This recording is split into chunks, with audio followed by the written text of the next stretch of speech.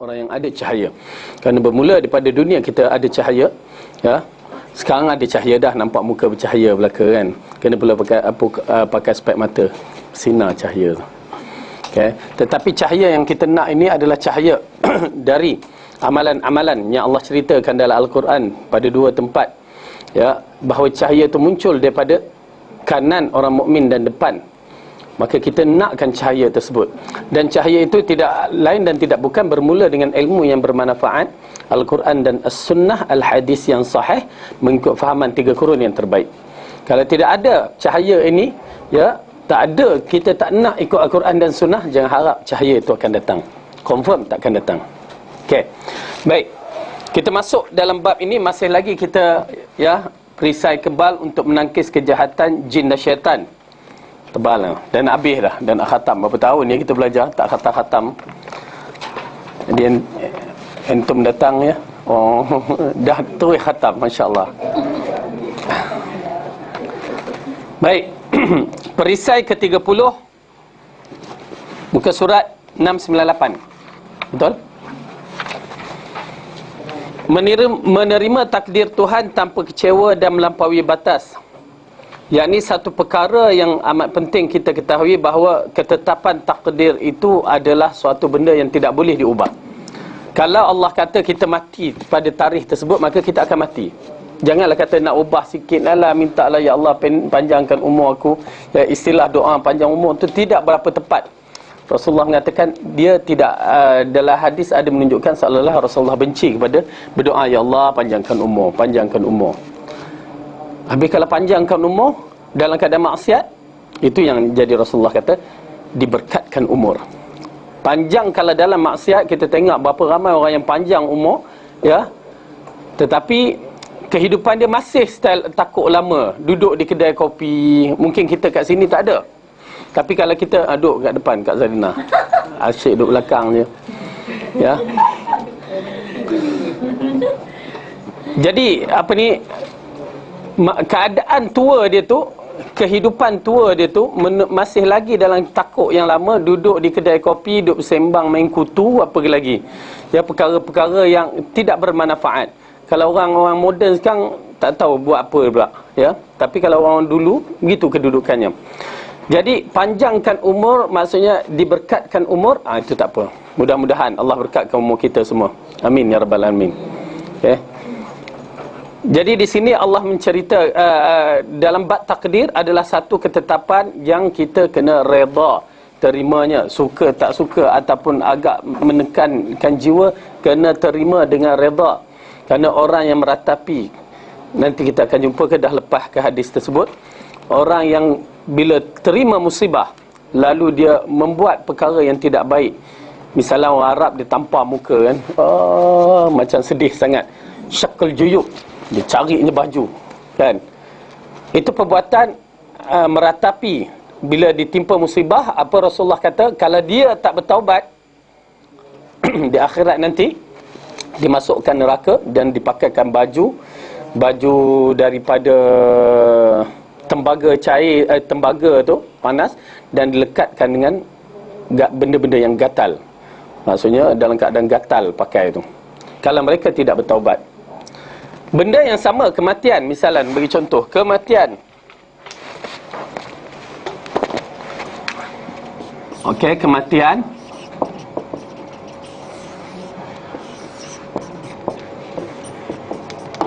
Cara menyelesaikan masalah. Okey, cara menyelesaikan. A, istirja', dia rujuk kepada Allah dengan mengatakan innalillah kan, biasalah. Innalillah. Okey. Ataupun dia masih lagi memuji Allah dengan menyebut alhamdulillah. Dan sabar. Rasulullah kata apa? Ni kalau dalam Al-Quran surah Baqarah, Allah berselawat ke atasnya. Kelebihan dia, Allah berselawat. Ingat ya, Allah nak maksudnya Allah memberi rahmat yang terbaik. Dia tak akan bagi ke sebarang orang, melainkan dengan sifat yang ni. Allah berselawat ke atasnya. Ini disebutkan dalam surah Baqarah. Kedua,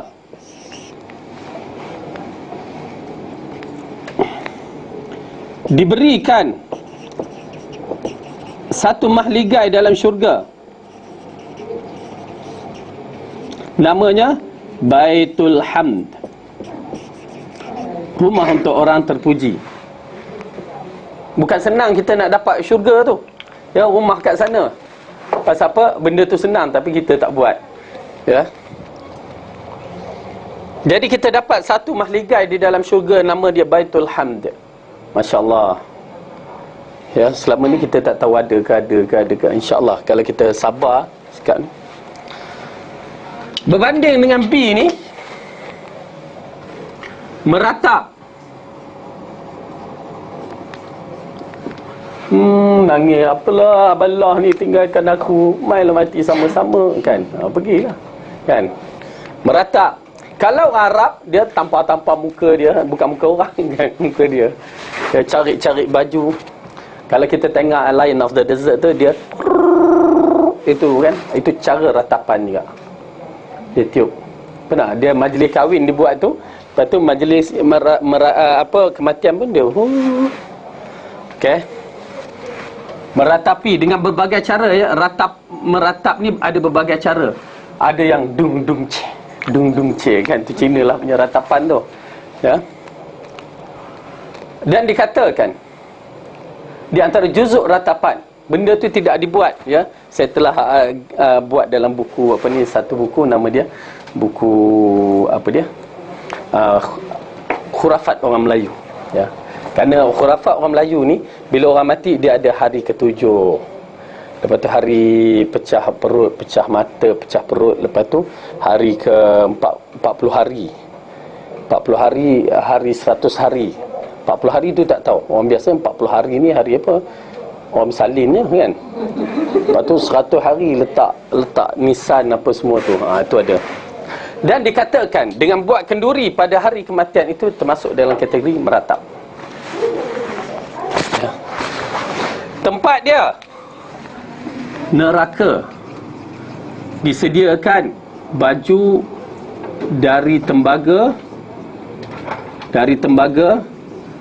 bersama gatal-gatal.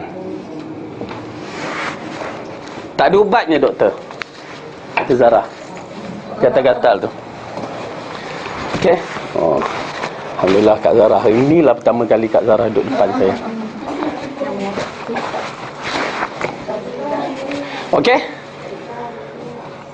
Bayangkan satu benda yang sama tapi tindakan yang berbeza yang boleh menyebabkan masuk neraka ataupun syurga. Jadi kita faham dalam bab ini. Sekarang bab kata orang dalam Al-Quran Allah mengatakan inna hadainahus sabila imma syakira wa imma kafura. Kami menunjukkan jalan syukur ataupun kufur. Kita yang pilih. Okey. Allah bagi kan, kita yang pilih. Terpulang kepada kita. Okey, baik. Jadi di sinilah masalah takdir kita kena hadapi dengan sabar, redha. Ya, apa pun ada benda, ada yang hikmah yang terkandung. Kita je yang tak tahu. Hikmah itu kebiasaannya di sisi Allah, Allah akan bagi yang terbaik di akhirat kelak. Baik, Allah Subhanahu Wa Taala telah berfirman muka surat 698 dalam surah Ali Imran. A'udzu billahi minasyaitonir rajim. يا أيها الذين آمنوا لا تكونوا كالذين كفروا وقالوا لإخوانهم إذا ضربوا في الأرض أو كانوا غزا لو كانوا عندنا ما ماتوا وما قتلوا ليجعل الله ذلك حسرة في قلوبهم والله يحيي ويميت والله بما تعملون بصير.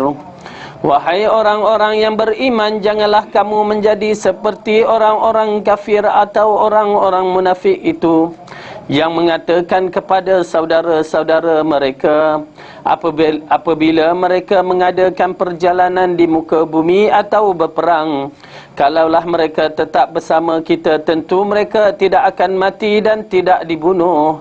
Akibat dari perkataan dan keyakinan mereka yang demikian itu, Allah menimbulkan rasa penyesalan yang sangat di dalam hati mereka, dan Allah melihat apa yang kamu kerjakan. Okey, itu dia orang munafik yang mana mereka menakut-nakutkan orang Islam kalau kamu pergi nanti kamu mati. Ya, tentang jihad fi sabilillah. Sebenarnya dalam masalah jihad ni, kematian di tangan Allah. Ya, berapa ramai macam Khalid bin Walid masuk perang, setiap kali masuk perang adalah terluka daripada badan dia. Sudah mati atas katil. Semua peperangan dia masuk, mati dia atas katil. Yang dia menangisi atas kematian yang begitu. Kerana mati wanita dikatakan. Aku lelaki tak mau mati macam itu. Tapi ajal kan. Kalau kita orang sekarang lagi kan, kalau boleh nak mati kat kampung sendiri terus. Ya, dah duduk Mekah dah tak nak mati kat kampung. La ilaha illallah kan. Matilah kat sana, terutamanya macam di Madinah yang tentu ada confirm syafaatnya. Okey. Kemudian Abu Hurairah meriwayatkan bahawa Rasulullah bersabda, artinya seorang mukmin yang kuat itu lebih baik dan lebih disukai Allah berbanding seorang mukmin yang lemah. Penting tu.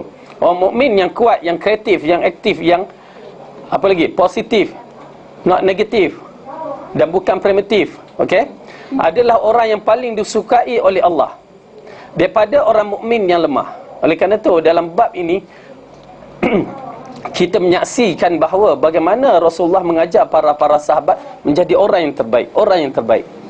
Dan akhirnya daripada didikan Rasulullah sallallahu alaihi wasallam, seperti Abdullah ibnu Mas'ud, seorang gembala kambing, menjadi orang yang terbaik di sisi Rasulullah pada ketika itu. Bilal ibnu Rabah, hamba abdi, menjadi orang yang terbaik. Kita tengok sahabat-sahabat dulunya dianggap sebagai orang yang hina. Bila Rasulullah mendidik dia, pendidikan yang Rasulullah bagi menjadi orang yang paling hebat. Ada yang menjadi gubernur, pandai mentadbir. Ya, semua itu adalah disebabkan apa dia? Mereka berlumba-lumba untuk menjadi yang terbaik. Oleh kerana itu kita pun kena jadi yang terbaik. Ya, hebat daripada ustazah pilihan kalau boleh. Ya. Kalau ustazah pilihan tengah mengajar, kita pula tegur, silap tu ustazah.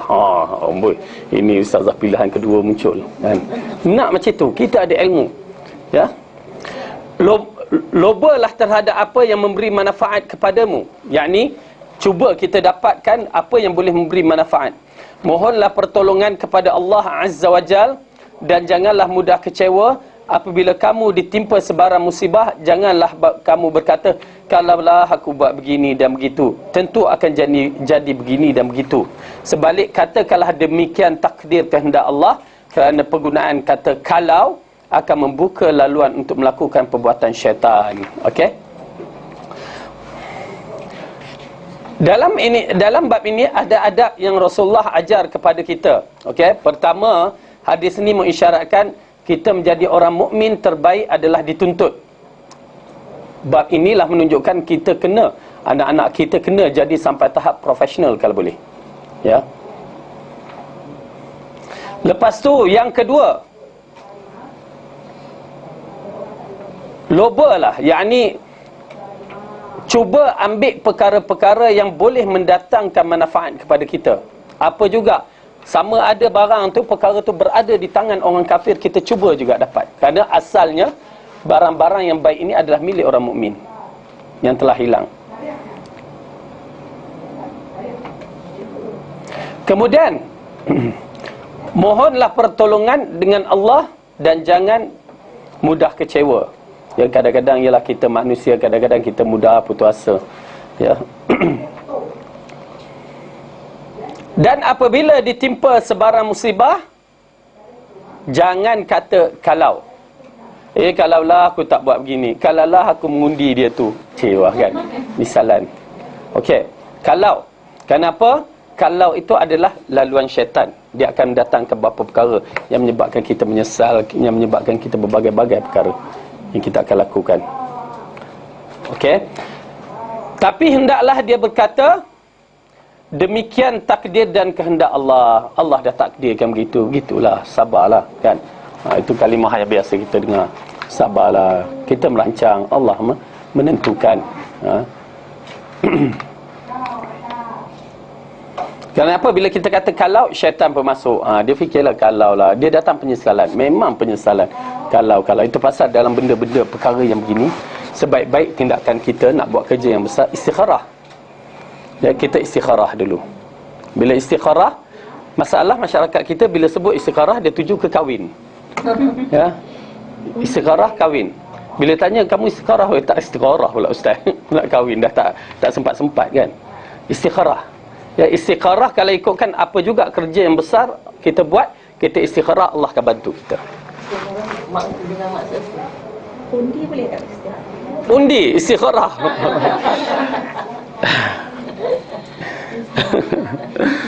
Maknanya terima ke macam mana kita tengok apa pemimpin tu kan. Tak payah nak istikharah. Istikharah lah kalau, tapi kalau benda tu dah jelas antara baik dengan buruk, tak payah istikharah lah. Apa dia? Kak Jannah. Istikharah ni buat pilihan. Allah yang memilih kita. Dan okey, jawapan istikharah tidak semestinya. Setengah orang kata bermimpi. Jadi dia tidurlah siang malam tidur nak tunggu mimpi datang. Ya. Istikharah minta kerja tapi dia tak pergi buat kerja kan. Dia pergi tidur nak tunggu mimpi, tak datang-datang. Tidak, istikharah bukan itu jawapannya. Mungkin datang dengan mimpi, tak nafikan. Tetapi kadang-kadang detikan hati. Kadang-kadang kita buat kerja tak habis kerja tu. Seolah-olah terbuntu kerja tu tak dapat diselesaikan. Itu jawapan istikharah. Ingat kenapa istikharah tu kita telah mengambil Allah tolong kita dalam bab memilih. Dan Allah kata Rasulullah kata bila kita dah memilih Allah yang sebagai pemilih kita, Allah tak akan sia-siakan pemilihan kita. Cakap kata istikharah tu bertawakal macam tu. Ada doa dia, ada nama buku. Istikharah. Dia sebut apa yang nak buat pilihan dalam semua everything is in there. Kita sebenarnya istikharah. Apa yang kita nak buat pilihan yang tu ada nanti itu baiklah apa yang nak apa bagi. Okey. Dia tak payah macam orang zaman dahulu, dia pergi ambil burung, dia lepaskan burung tu. Pergi ke kanan atau ke kiri. Kalau ke kanan tanda baik, kalau ke kiri tanda tak baik. Itu tatayur nama dia, syirik. Ya. Saya dah buat sampai 100 khurafat tahayul orang Melayu kita. Tak habis lagi tu. Kita dah penat dah. Ya. Ini buku yang terbaru saya buat, alhamdulillah. Asma' Husna. Cuba tengok. Tapi kertas dia mahal lah.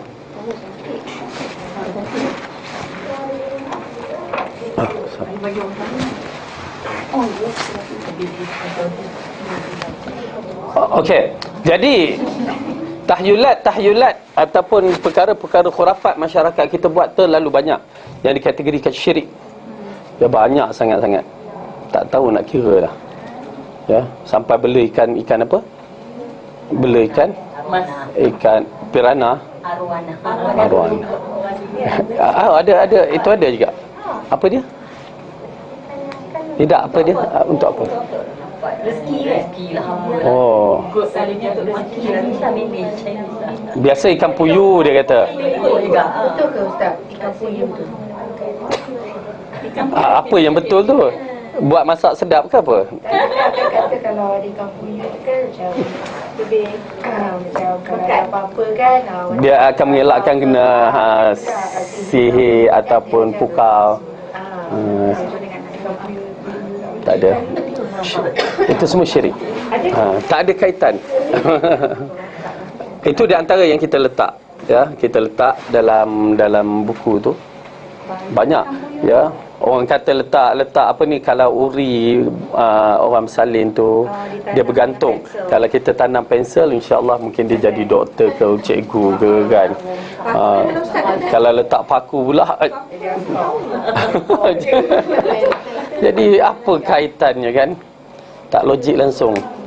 Tapi dikatakan kalau macam letak paku tu nak mengelakkan anjing ataupun ni sikit. Kalau kita kata mungkin kalau nak mengelakkan, tanamlah dalam sikit. Tapi kalau kita jumpa anjing nampak macam kita macam tak baca yang ada. Tabat apa pula tu? Benda baru tu. Dan anjing nyalak kerja. Macam tabat yang ada. Lepas tu kita tutup dalam dia, jadi dia anjing dia tak menyalak, tak kacau kita kan. Bagus tu. Satu benda baru pula. Kalau ibu-ibu nak bantu saya, tolong tuliskan. Ya. Pasal tu dah 100, mungkin Kak Zina 100 lagi. Okey. Baik. Jadi benda-benda tu khurafat. Yang macam ada seorang makcik tu cerita. Ya, dia pergi rumah kawan dia. Dia tengok pokok durian Belanda, seronok lah kan nak makan. Ui, cantiknya buah dia apa. Ya, awak pandai tanam ya. Saya tanam untuk hala polong. Nunggu. Hantu. La ilaha illallah. Tak makan. Ha? Tak tahulah dia makan ke tidak, kan? Macam Ustaz, kalau macam tu hukum dia jadi apa Ustaz kalau dah ada semua? Dia kalau jahil kita mengatakan dia kena belajar juga, kan?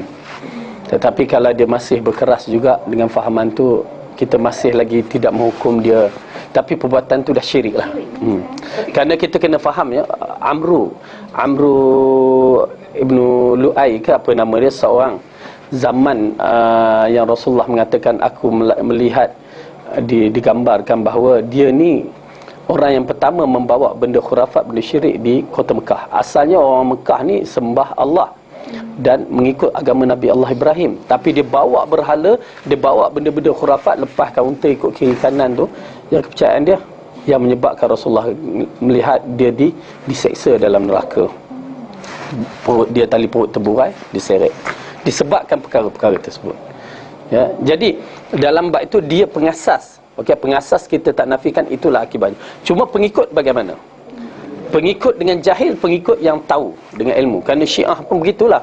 Yang ulama dia tu jahat tu pasal dia tahu yang benar, tapi dia buat yang untuk kepentingan hawa nafsu dia. Tapi yang kes-kes yang begini, masyarakat kita tak tahu sebenarnya. Okay? Cuma kita nak betulkan. Nanti kalau buku saya tu keluar, bagilah. Bukan bagi, beli dulu. Lepas tu bagi. Kalau saya kata dia digunakan ayat-ayat Quran, walaupun digunakan ayat-ayat Quran, tapi caranya tak betul. Macam kak kata baca tabat syada untuk tutup mulut anjing, kan? Orang kata baca auzubillah, kan paling kurang. Yang ni pasal anjing tu nampak syaitan. Okey? Kalau kak tengah malam tu dengar anjing menyalak, dia ada dua cara salahkan. Okey? Kak dengar macam mana salak dia. Okey. tengok anjing Okey. apa pula ya Ustaz? Tak apa. Kalau salak macam tu, itu dia nampak syaitan. Kalau jadi hung, sebab kita pun yang jalak jenis ganas tu kan. Hung. Auzubillah minasyaitanir. Itu mesti nampak syaitan. Kan hanya pencuri tengah masuk rumah kita. Itu nampak pencuri.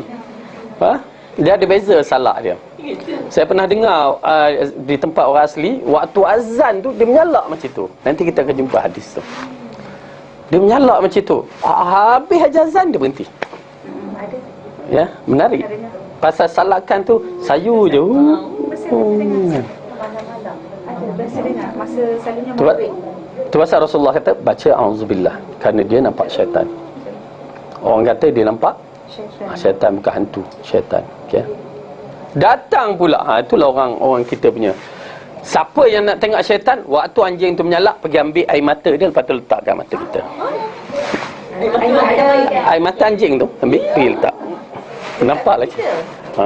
Itu orang inilah saya pernah baca dalam tu kan. Saya kata la ilaha illallah. Dia jadi macam tu kan, benda-benda khurafat tu datang kan. Lepas tu bila dah nampak tu orang, macam mana pula? Tengok kiri kanan semua ada benda tu. Tak boleh hilang pula. Padan muka. Kalau benda tu betul. Tapi saya tak percaya. Okey, baik.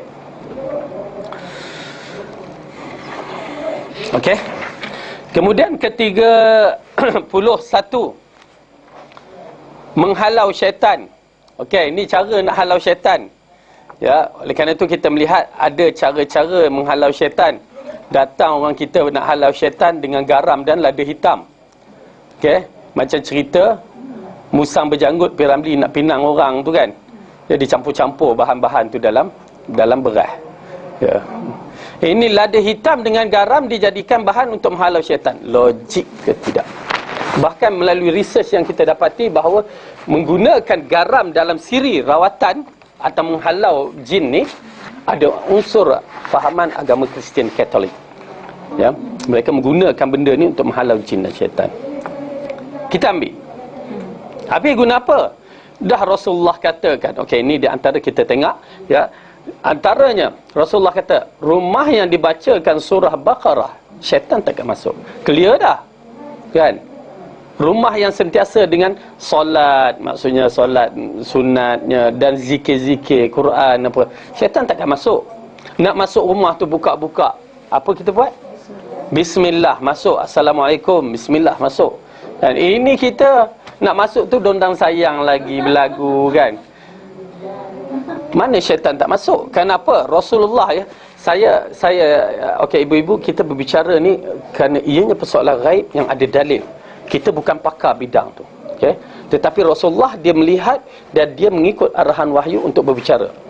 Dan tinggal kalimah-kalimah wahyu. Rasulullah kata bila seorang itu masuk tanpa baca bismillah, ya, kalau doktor kata cepat kita ambil, awak kena makan ubat begini, awak sakit tak sihat, cepat kita gunakan. Tetapi ini Rasulullah sedang berbicara. Dia tahu masalah umat kita sekarang ni, ya.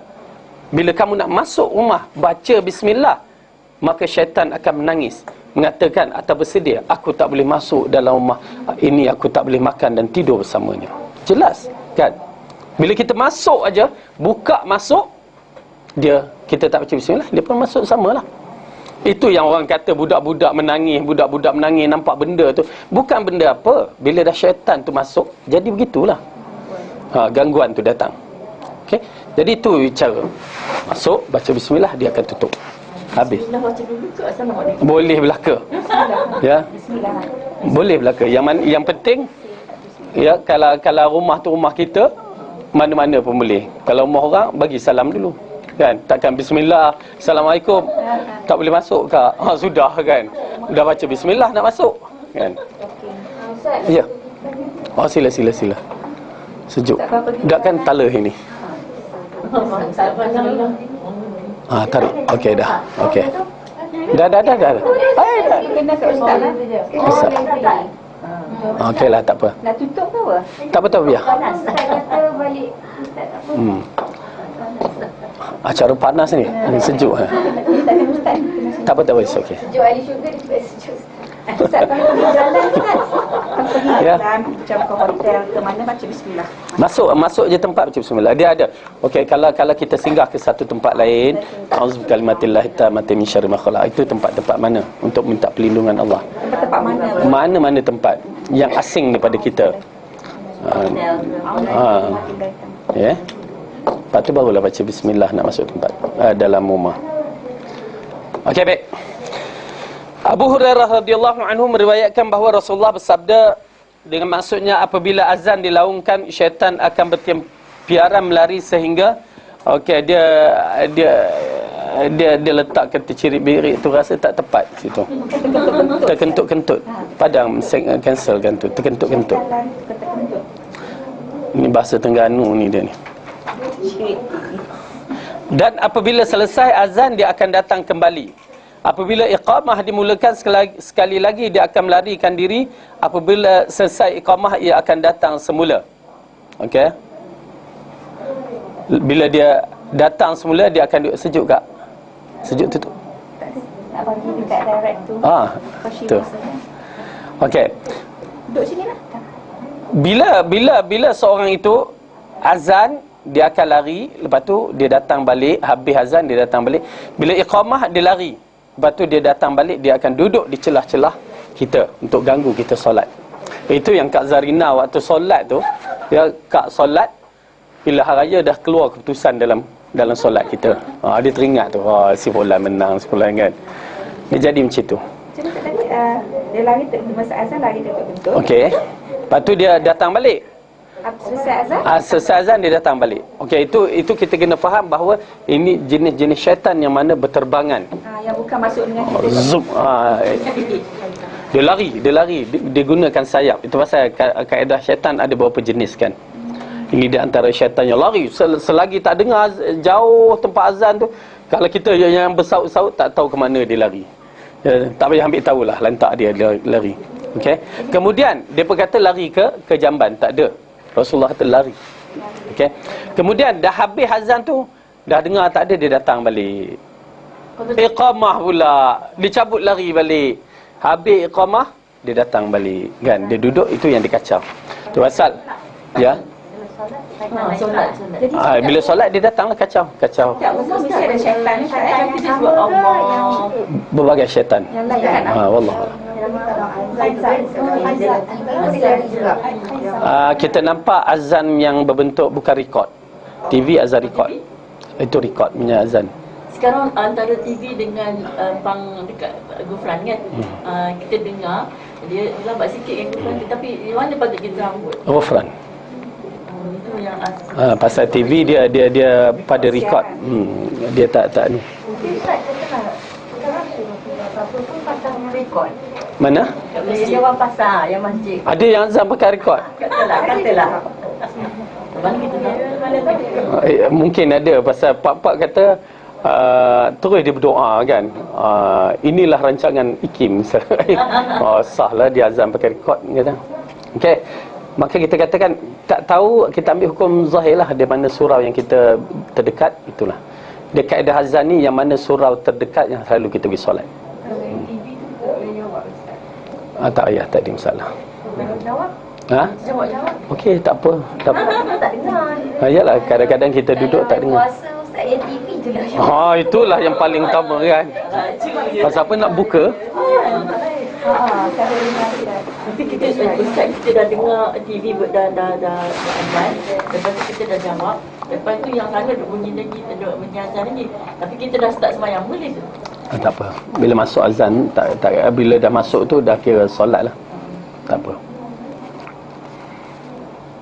Okey. Jadi dalam hadis ini menceritakan bahawa syaitan akan lari terkentut-kentut, lepas tu dia datang balik. Lepas tu waktu iqamah dia lari pula, lepas tu dia datang balik. Dan waktu itulah dikacau kita solat. Yang mana walaupun kita solat dikacau, itulah waktu yang kalau barang hilang boleh jumpa. Ya, apa juga memori akan datang. Oleh kerana itu ada cara nak mengkhusyukkan solat. Doa saya banyak benda nak buat tapi tak siap-siap. Kena faham makna. Belum. Kena faham makna yang kita baca. Itu di antaranya. Lepas tu biar baca dengan suara merdu. Baca lagu sikit dan faham makna. Kalau sirau makna pun dah asal Zuhur dah asasi, tapi kita baca sikit supaya kita boleh menghayati. Dan juga ingatkan mati. Kerana Rasulullah kata sallu salatan muwadda, kan, solat yang terakhir, seolah-olah kita akan mati kan. Itu menambahkan khusyuk. Sampai ayat azab minta lindung kan, sampai ayat nikmat syurga minta. Itu akan menambahkanlah kekhusyukan dalam solat. Dan pastikan dapur tu terpadam apinya. Ini dan letak tak apalah, perlahan ke api masak nasi kan. Tengah-tengah semayang hangit bau kan. Langsung tak khusyuk. Ada orang kata kalau macam kita nak solat kita rokok. Dia ada itu yang saya kata banyak juga ciri syarat-syarat nak khusyukkan solat. Okey. Tak apa. Kau kena. Okey, nak khusyukkan solat memang di antara Rasulullah sallallahu alaihi wasallam mengatakan jangan lapar. Kalau tengah-tengah nak solat tu orang azan makanan dah terhidang. Lapar sangat-sangat, ya Allah, tak makan ni meleleh kan. Ya, orang solat semayang meleleh mata, kita meleleh halio kan. Teringat makanan, pergi makan dulu. Maksudnya makan untuk menahan kelaparan, yakni ngidam pula apa? Kepunan kita tu kan. Makan, sedap pula tambah orang semayang. Tak adalah pula, tambah tu lepas ni lah. Okey. Itu satu. Dan kedua, jangan waktu nak buang air. Sakit perut tengah semayang tu bergerak, Allah, dia tahan sakit perut. Dia mengganggukan solat. Berhenti buang air. Yang ketiga, jangan terlampau mengantuk sangat. Tidur dulu dengan pasang alarm. Jangan tidur dulu aja. Kalau dah ngantuk sangat, tidur dulu jawabnya. Maghrib terjaga. Nak solat Zuhur. Kan? Maksudnya ada orang yang akan jaga ataupun kita pasang sesuatu yang boleh telap. Bagi saya macam saya kalau ngantuk sangat dapat 10 minit pun okey dah. Okey, Kak Zarina boleh faham? Suhail ibn Abi Saleh berkata, ayahku pernah menghantar aku kepada Zaid ibn Harithah dan aku ditemani oleh seorang budak hamba. Tiba-tiba terdengar satu suara yang manggil-manggil namanya, namun tidak pula kelihatan tuan yang mempunyai suara. Aku melaporkan perkara tersebut kepada ayahku, lalu dia berkata, kalau aku tahu kamu akan bertemu dengan hal tersebut, tidak pula aku mengutuskan kamu ke sana. Walau bagaimanapun, kalau kamu dengar suara yang memanggil, cepat-cepatlah melakukan azan solat, kerana aku pernah mendengar Abu Hurairah menyatakan dari Rasulullah sallallahu alaihi wasallam, sesungguhnya syaitan itu apabila dilaungkan azan solat, nescaya ia akan lari bertempiaran. Seolah-olah mengisyaratkan ada gangguan-gangguan yang berbentuk begini, ya. Tapi insya-Allah secara kasar ianya jarang berlaku ataupun nadir sangat-sangat. Okey. Bila asal kita kena diam, Ustaz, kena jawab dan diam. Kalau ada orang nak cakap, tidak semestinya. Boleh. Kerana ada asal mengatakan sahabat menjawab dan bersembang. Maksudnya kita bersembang-sembang, tapi jawablah. Jangan bersembang-sembang tak jawab azan. Bahkan dia mengatakan siapa yang tak jawab azan, ya, waktu azan kumandang, maka nanti dia mati lidahnya terjulur-julur. Tak ada sahih, tidak ada kesahihannya. Boleh bersembang tetapi dengan syarat jawab azan sambil itu, kerana fadilat jawab azan tu terlalu besar. Ya. Tapi ialah kalau ada hadung baik kita jawab. Berapa minit sangatlah azan tu. Okey. Baik. Ke-30, berwuduk. Ibnu Abbas meriwayatkan bahawa Rasulullah sallallahu alaihi wasallam bersabda, sucikan jasad ini, nescaya kalian akan disucikan Allah. Kerana sesungguhnya tiadalah seorang hamba yang tidur dalam keadaan suci itu, melainkan malaikat akan menemaninya dan tidak akan terlalai walaupun sesaat pun untuk mendoakan pada malam itu, Allah maghfir li abdika fa innahu bata tahira. Ya Allah, ampunilah dosa hamba-Mu ini kerana sungguhnya dia tidur dalam keadaan bersuci. Riwayat At-Tabrani, sanadnya disahkan baik oleh Al-Munziri. Okey, ini di antara perkara yang kita lihat cara nak tidur dengan berwuduk. Datang orang kita kata basuh kaki nak tidur, sekadar basuh kaki. Ya, kita katakan berwuduk. Apa salahnya berwuduk? Ya, membersihkan anggota badan kita. Kenapa? Bila kita tidur tahira, kalau mengikut hadis yang ni mengatakan para malaikat mendoakan kita. Ingat, susah nak dapat para malaikat mendoa. Seperti mana yang kita katakan nak dapat selawat daripada Allah susah, dan malaikat nak mendoakan kita bukan senang. Pasal Rasulullah kata iza ta'minu, bila kita kata amin di belakang imam kan, bertepatan dengan amin para malaikat, dia akan mustajab beberapa perkara. Okey. Begitu juga bila kita menghadiri majlis ilmu macam ni, malaikat ada ni. Ya, malaikat ada. Okey. Lepas tu kita hadiri orang-orang sakit, malaikat akan berdoa. Ya, banyak tempat-tempat yang kita boleh dapatkan malaikat berdoa. Saya jenis orang yang lalu bangun buang air pun kan. Jadi kita dah ambil semayang dah betul, betul tidur. Tak ada berapa minit lagi panggil lagi sekali pergi bilik air. Jadi yang selalu kegap tak ke bilik air. Macam mana? Dah asalnya kalau kita tidur tu dah terbatal dah. Cuma yang penting mukaddimah tu. Mukaddimah tu tidur. Permulaan. Kalau ikutkan hukum kan, siapa yang tidur batal dah kan. Tapi nak menyatakan dia tidur, maksudnya dalam keadaan bersuci tu. Tak apalah. Okey. Perisai ke-33, mengejar qiyamul lail, solat malam. Ibnu Mas'ud radhiyallahu anhu meriwayatkan bahawa pernah disebut Nabi sallallahu alaihi wasallam seorang lelaki yang tidur sehingga menjelang pagi dan tidak bangun mengerjakan solat. Baginda menjawab, bala syaitanu fi udhunihi. Syaitan telah kencing dalam dua lubang telinganya. Okey, agak benda ni agak satu menarik. Ya. Syaitan telah kencing dalam dua telinganya. Dah tak dengar azan, ya, itu tidur mati betul kan. Nauzubillah, minta Allah lindung. Ya. Kenapa? Kerana para sahabat dan 3 kurun terbaik, mereka terkenal dengan bertahajud di tengah malam. Sebelum subuh tu mereka semua dah jaga. Ya, kita terbalik kan. Kita waktu itu dah tak ada dah sekarang. Awal pasal kan nak pergi kerja je dulu. Ya, waktu dulu Kak bangun pukul apa nak pergi kerja? Okay. Maksudnya awal. Itu nasib baik kerja kat pejabat. Kalau kerja jual nasi lemak, lagi awal. Ya. Tapi Ustaz, yang semayang tahajud yang Ustaz kata kalau tak tidur malam dulu pun boleh semayang tahajud. Saya dah cuba buat dia. Beza lah Ustaz dengan semayang bila kita dah tidur. Yalah, kalau tak tidur malam yang tahajud ngantuk lah, tak larat. Tak, dia punya perasaan lain tau. Yalah, bila tak tidur tu dia, otak kita bermasalah sebenarnya. Jadi kita dah tidur, kita bangun buat tahajud. Dia kan Okey. Jadi itu dia. Para sahabat dulu ya mengingatkan kepada kita bahawa macam mana mereka bangun bertahajud di tengah malam, dan orang yang tidur sampai habis subuh, itu yang dikatakan sampai habis subuh tu memang clear. Kalau sekali kita maafkan, tak sengaja tertidur kan. Kalau 2 kali kalau dah 3 kali, ini jenis memang kelentong lebih, kata tertidur lah apalah, memang jenis bermasalah ya. Alhamdulillah Allah bagi kita tidur malam kan. Ada orang yang tak boleh tidur malam kan, kesian, tak boleh tidur malam sampai makan ubat. Tidur lambat, tidur lambat tu yang problem budak-budak ni. Budak sekarang suka tidur lambat. Duduk main game, TV, pergi keluar kedai mamak kadang. Okey, Abu Hurairah meriwayatkan bahawa Rasulullah sallallahu alaihi wasallam telah bersabda, syaitan akan duduk di atas kepala seorang apabila dia telah tidur.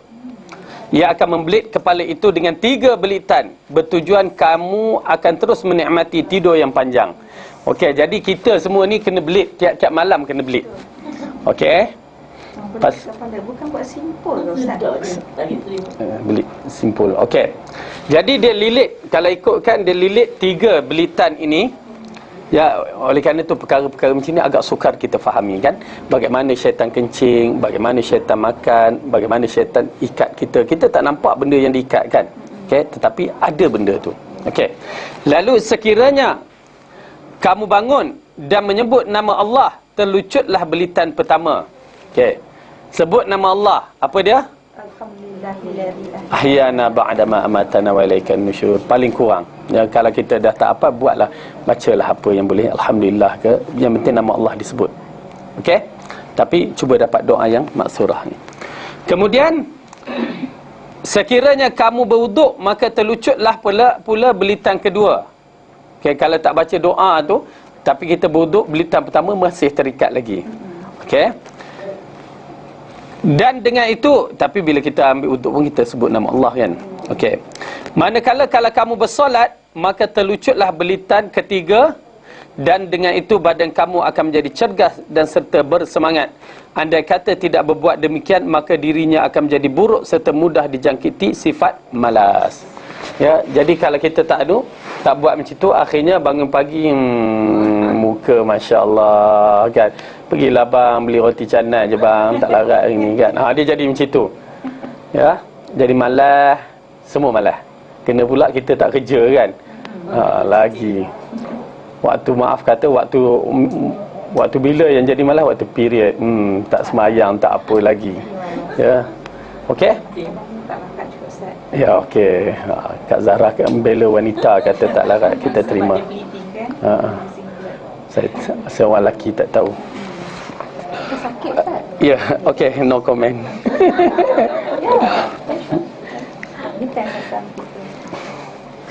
Okey. Jadi itu dia, sifat malas tu akan datang. Tu pasal kalau orang lambat bangun dia jadi malas. Memang malas, kita tengok serabai kan. Oleh kerana itu, secara kesimpulan, seorang yang tidak bangun langsung mengerjakan solat malam, nescaya kedua-dua telinga akan dikencing oleh syaitan, dan syaitan akan membelit kepalanya dengan 3 belitan yang kemas sekali. Apabila seorang insan itu bangun dengan mengerjakan sedikit solat malam, nescaya dia akan jauh dari gangguan syaitan dan bertambahlah dekat dia dengan Ar-Rahman. Ya, itu pasal manusia yang kuat, Rasulullah kata, bukanlah kuat itu kamu dapat angkat besi berat apa berapa kilo kan. Okey, tapi yang kuat itu ialah apabila seorang tu bila kena marah, dia tahankan diri je. Okey, dia boleh tahan dirinya dari marah. Itu satu.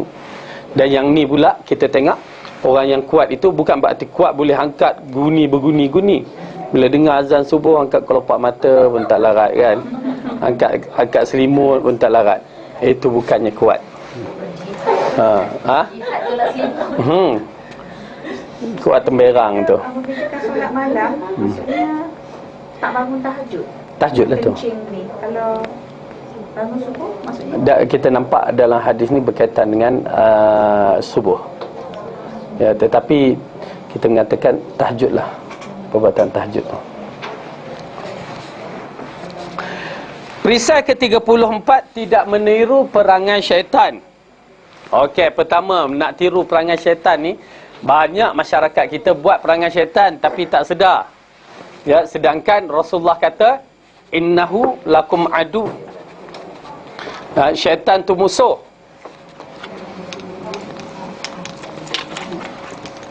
Maka ambil dia sebagai musuh. Syaitan musuh yang nyata, Allah kata, kan? Apa perangai dia?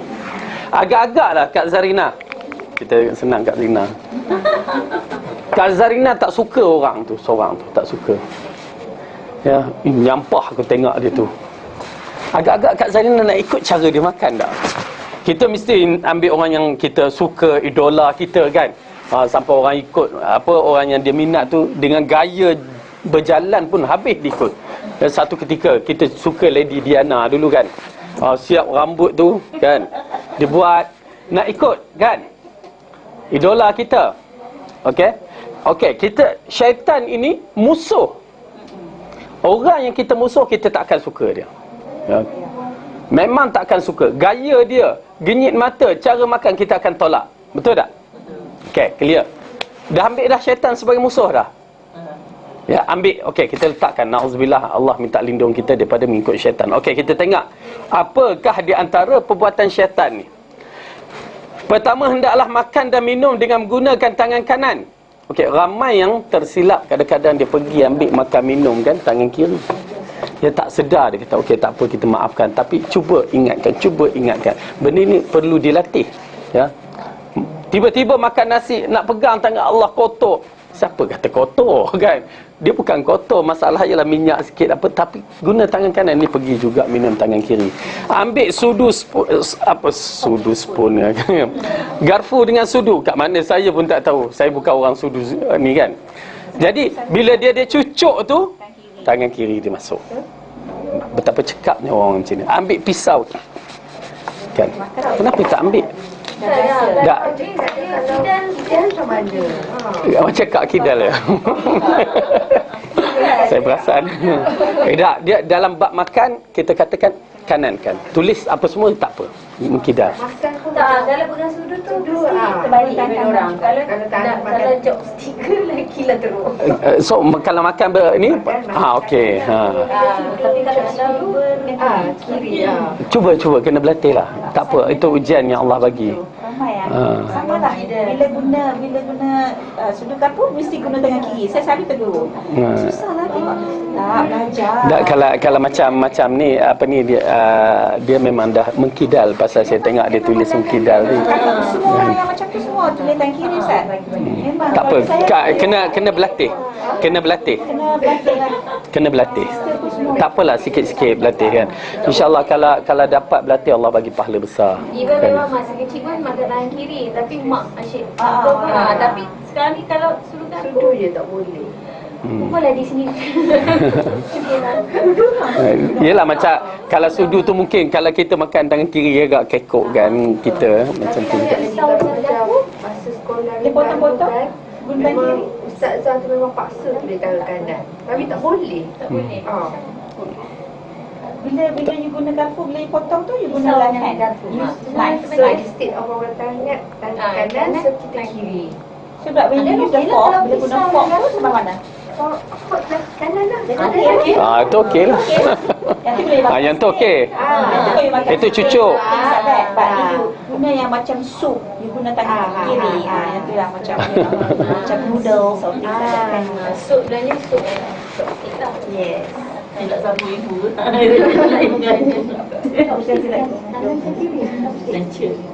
Makan dan minum. Okey, syaitan makan dan minum tangan kiri. Boleh ya, kita cuba. Memang kadang-kadang sampai satu majlis besar-besar, ya, image peduli apa bagi saya, kan. Saya punya jenis macam tu, kan. Kadang-kadang memang sampai satu majlis-majlis yang sampai orang tertentu datang. Nak buat macam mana, kan? Saya akan gunakan kanan juga. Potong kita cucuk dengan tangan kiri sebab kita dulu masih tak belajar. Bila sekarang dah belajar, kita potong-potong, tukar ambil pegang tangan kanan, cucuk kan. Kita tak perasan. Macam you kalau fork and fork and knife, then okey lah sebab you all guna tangan kanan kan untuk fork. Malu tapi terpaksa lah buat. Okay, cuma yang ni pasal kita cuba nak canggahkan dengan perbuatan syaitan, okey? Tak apa, kena cuba ya. Dengar tu. Cuba. Ya, usahakan. Ustaz, Ya. kakak kita kan. Ya, dah Kita dah bagi tahu Tak. kali dah bagi tahu sekali. Lepas tu dia masih buat, tapi kita macam mana nak bagi tahu setiap kali Ustaz? Mungkin kita dah bagi tahu sekali dah. Ya. Kena bagi lagi remind lagi. Cuba kita buat cara yang lain ke? Kita tengok mana ada buku-buku yang berkaitan tu bagi lebih cantik lah. Kalau selalu remind macam tu dia akan jadi cemuh kata orang. Okey. Okey, ini adalah kerana syaitan makan dan minum dengan menggunakan tangan kiri. Ibnu Umar radhiyallahu anhuma meriwayatkan bahawa Rasulullah sallallahu alaihi wasallam bersabda, janganlah hendaknya seorang kamu makan dan minum dengan menggunakan tangan kiri, kerana sungguh syaitan sahaja yang menggunakan tangan kirinya ketika makan dan minum. Riwayat Muslim. Okey, jadi kita cuba elakkan di mana-mana juga tempat. Ada yang kata kena ambil macam tu, ya, pushkan. Tak sama. Ya, tak sama. Ya, ambil macam tu. Kalau nak buat macam tu, buat macam tu je lah. Tak boleh pun kan. Okey, baik. Yang kedua, memberi dan mengambil hendaklah menggunakan tangan kanan. Ini kerana syaitan menggunakan tangan kiri memberi dan mengambil sesuatu. Abu Hurairah meriwayatkan bahawa Rasulullah bersabda, hendaklah seorang kamu apabila makan, minum, mengambil dan beri sesuatu menggunakan tangan kanannya, kerana sungguhnya syaitan saja yang menggunakan tangan kiri ketika makan, minum, memberi dan mengambil sesuatu. Okey. Jadi ambil barang pun tangan kanan, jangan biasa tangan kiri. Ya, kadang-kadang terbiasa, tak apa, cuba. Okey, dalam ambil semua. Okey. Tidak boleh duduk di antara pancaran matahari dan bayang. Ini adalah kerana cara tersebut merupakan perbuatan syaitan. Abu Iyad radhiyallahu anhu telah meriwayatkan bahawa Rasulullah telah melarang seorang itu duduk di antara cahaya matahari dan bayang. Sabda baginda, itulah majlis tempat duduk syaitan. Maksudnya tidak boleh sebahagian badan kita terkena cahaya matahari, sedangkan sebahagian lain tempat teduh. Cara yang terbaik kalau mau berteduh, hendaklah seluruh badan di bawah teduhan, atau kalau berjemur, biar seluruh badan kita pancaran matahari. Okey, maksudnya misalan, okey, macam pokok kan, cahaya matahari itu dia ni, kita kalau macam kami dulu musim sejuk di Pakistan kan, kita duduk bawah bayang ni, kaki kita telunjuk kan, kaki kita telunjuk. Jadi yang ni kena cahaya. Rupanya tempat inilah tempat duduk majlis syaitan, antara cahaya dan dia suka tempat yang macam ni. Tapi ingat, kita pergi saja-saja tempat yang begitu. Bukan kita dalam kereta cahaya mata separuh. Sudah, Allah aku kena, tak boleh kena tinggal kereta kan. Bukan macam tu. Maksudnya tempat-tempat yang memang kalau macam tu cahaya datang kan, kita pun duduk letak kaki, tak boleh. Okey.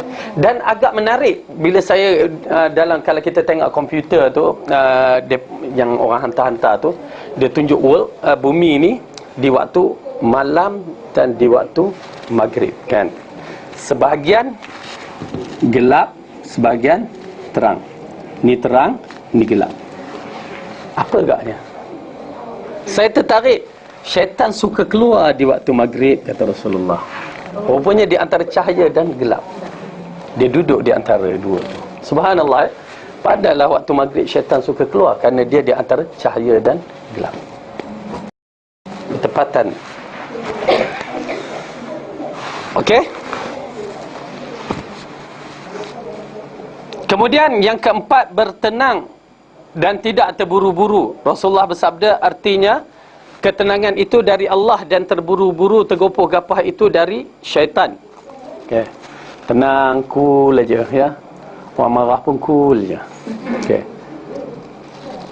Kelima, hendaklah bersikap tawaduk. Lawan kepada sifat tawaduk ialah sifat takabbur. Dan sifat takabur adalah sifat iblis yang berdalilkan kepada ayat Quran yang bermaksud, dan ingatlah ketika kami berfirman kepada malaikat, sujudlah kepada Adam, maka sujudlah mereka kecuali iblis, ia enggan dan takabur. Ia adalah termasuk golongan orang yang kafir. Apa maksud takabur di sini? Takabur tidak boleh menerima kebenaran. Orang dah cakap dah.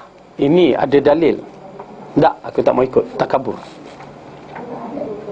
Jangan buat, ya. Tidak mau menerima kebenaran. Iblis dia tak mau terima kebenaran itulah. Allah dah arahkan, dia tak mau terima. Okey? Sombong.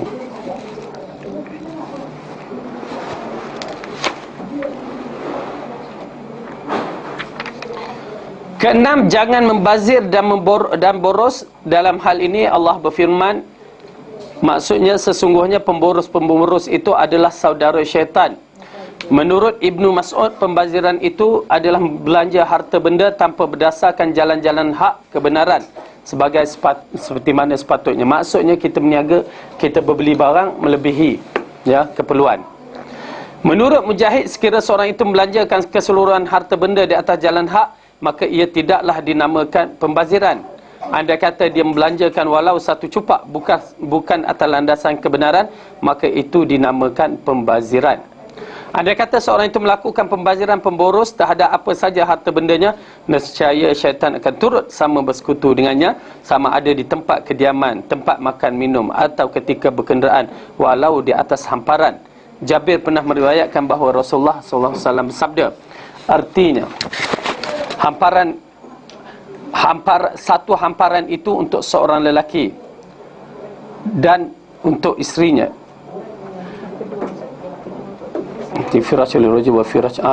Satu hamparan untuk lelaki, satu lagi untuk isterinya, yakni dua lah. Yang ketiga untuk tetamunya, dan keempat untuk syaitan. Menunjukkan bahawa pembahagian untuk hamparan pun ada juga. Okey, jadi itu di antara perkara yang berkaitan dengan mengikut syaitan. Dia ada lagi benda-benda yang lain. Ya, di antaranya ialah memakai satu kasut, menanggal satu kasut waktu berjalan, tiba dia kes sahabat tu rosak kasut dia satu, so dia ambil slipper kasut tu dia pegang, satu lagi ada, kan. Jadi Rasulullah kata, kenapa tu? Slipper saya rosak ya Rasulullah. Lalu Rasulullah kata, sama ada kamu tanggal dua-dua ataupun pakai dua-dua. Kerana apa? Syaitan pakai satu kasut. Gaya tak sama pun tak boleh. Tak sama tak apa. Misalnya kasut you pakai slipper satu, kasut tumit tinggi satu, tak apa. Okay. Kalau ada kasut sekarang pattern kasut pasal ada dia buat satu piece dia tak apa, tak jadi masalah. Cuma jangan kita tengok kepada pada tasyabbuh, menyerupai orang kafir dah. Kalau biasa kita nak pakai saja-saja tak ada masalah. Kalau tak putus. Kalau salah kena dua-dua lah. Kena dua-dua. Tanggal dulu. Tapi kalau kak takkanlah, kalau kasut tumit tinggi satu putus, satu pakai. Satu putus pegang. Apalah, kalau biasa, yang biasa tak apa. Yang flat. Tanggal dua-dua. Itu je, ikut sunnah. Okey. Wallahu a'lam bissawab. Ada apa soalan?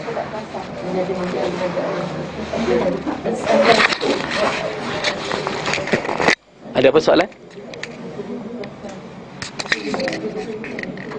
Okay, baik, kalau tak dapat ya. Setiap rumah tu memang ada syaitan ni Ustaz, tak boleh nak menghindari daripada syaitan. Tak ada. Semua ada. Ya? Mana ada kita dekat NASA mengesahkan matahari akan terbit di sebelah barat. Menarik? Dekat mana kita boleh dapat maklumat?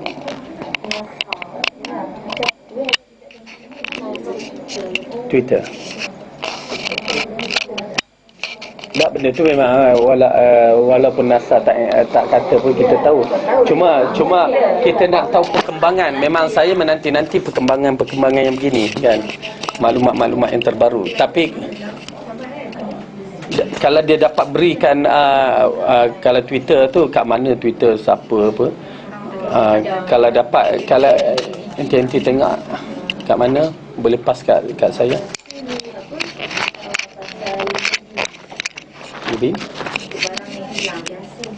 ada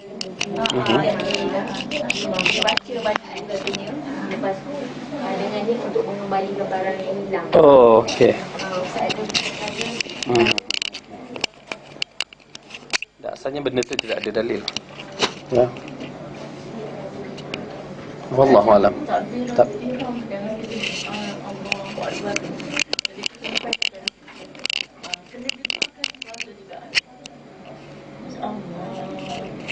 Tak adalah kuat sangat.